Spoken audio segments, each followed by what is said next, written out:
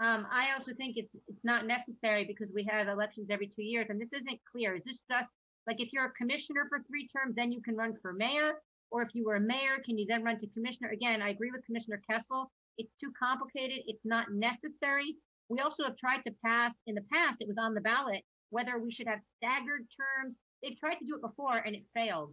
This, I think, is I would not support this because I think we should stay focused on P3, borrowing money, accountability, the big issues that we're all passionate about, that you care about, that I care about, that brought us to office, and focus on that.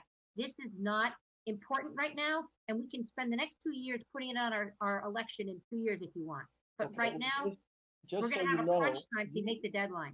you are any commissioner that wants to edit the language and change it a little bit is fine. That's just my recommendation right there. You know, I think in answer to your comment, and I'll go to Vice Mayor in a second. I think in answer to your question, basically, what do you do when all of a sudden you don't have people to run against the people in office? Okay, just because someone doesn't run, you end up with a guy in office for 10 years. Okay, so that's a problem, and that doesn't encourage new blood. You So can't force people to run. well, you can't force people to run, but you can put people in a position where they can't keep running, and where you reach out and people feel like they can now don't have to run against an incumbent. This pays $1 a year. No one's sticking around. Okay, I Okay, already want out. okay. Let's just get this No, over no, with. no, yeah, no, you see, Okay. that's nice, but I disagree. Vice Mayor? Okay, thank you.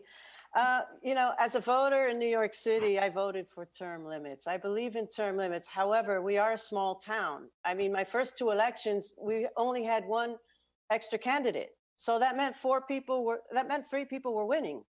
You know, there was only, you know, so I mean, this past election, we had 9 candidates. With $1 a year, we're lucky to get 4 candidates.